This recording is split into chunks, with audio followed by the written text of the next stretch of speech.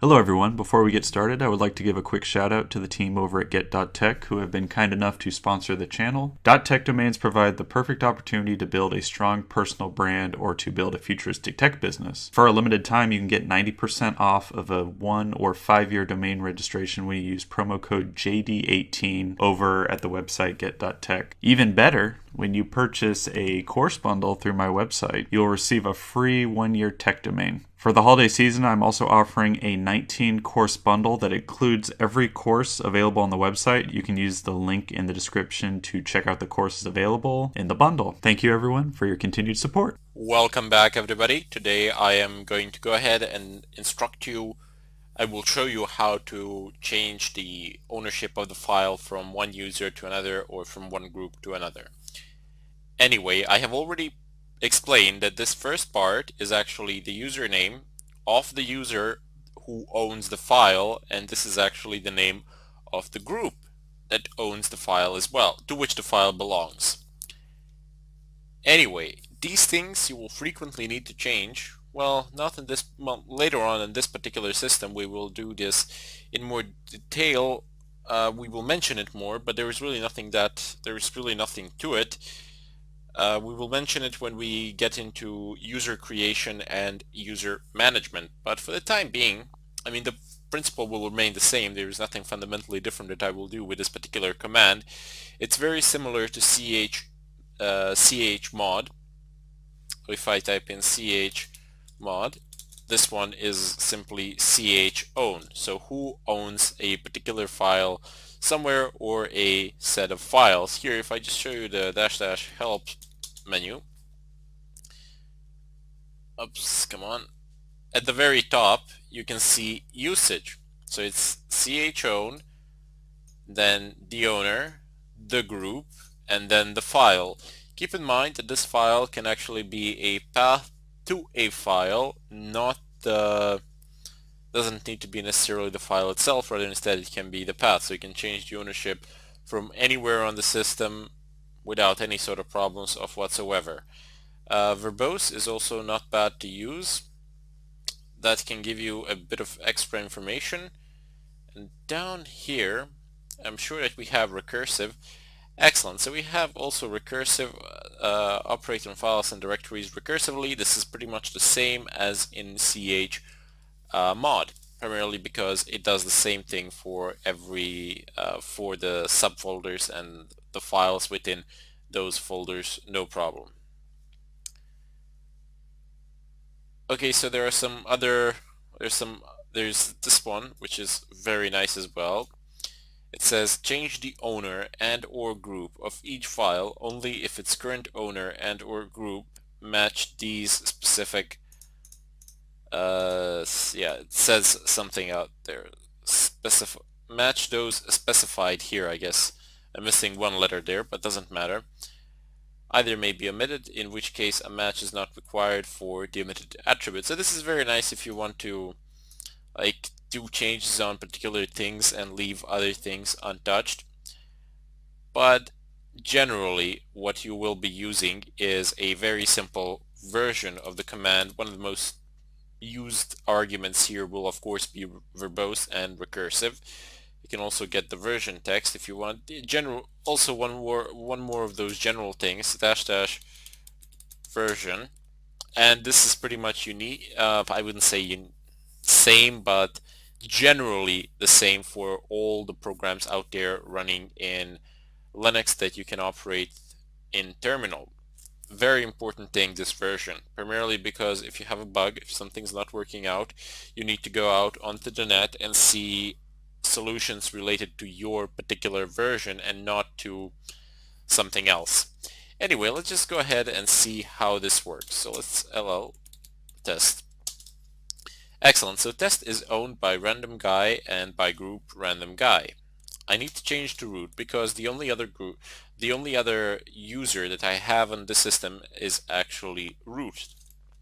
So su, well, technically not that correct, but I have root and I have random guy. Test. Although I do have other user groups, primarily because the system generates them as well. Anyway, let's just go ahead and type in chown, and I say root, and then I say file. So test 1, 2, 3, press enter. If I type in ll, test 1, 2, 3, there we go. You can see that no longer is the random guy the owner of this file. Rather, instead, now root is the owner of this file. But wait, we still have the group. So whatever rules apply here to the group, pretty much anybody belonging to this group will have the same permissions as the group for this particular file. So we do need to change that as well. We need to type in chown,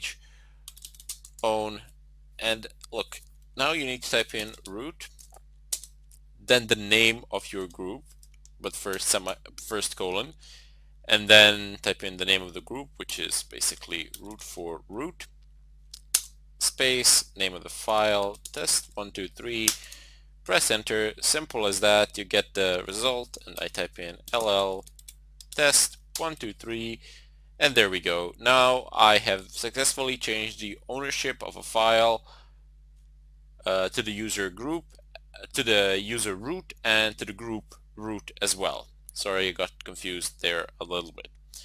Anyway, this functions in the same way that the chmod does, so you can just pass in the arguments here, r, or I don't know, I've already showed you the r, let's try with the verbose thing. Excellent, so nothing has changed. It says ownership of test 1, 2, 3 retained as root. Okay, let's play around with it. Let's see what's gonna say next. But first, let's just clear the screen a little bit. Okay, so chown. Now I shall show you something. So, never mind. Actually, we could do it like this, and then we're gonna do the chown thing. Excellent. So here we go. Let's delete this and type in random guy colon random guy. Excellent. And now we want to pass in the argument verbose. So it actually tells us what it is doing. I mean, for just one file like this, sometimes it makes sense, sometimes it doesn't. Most of the time it wouldn't.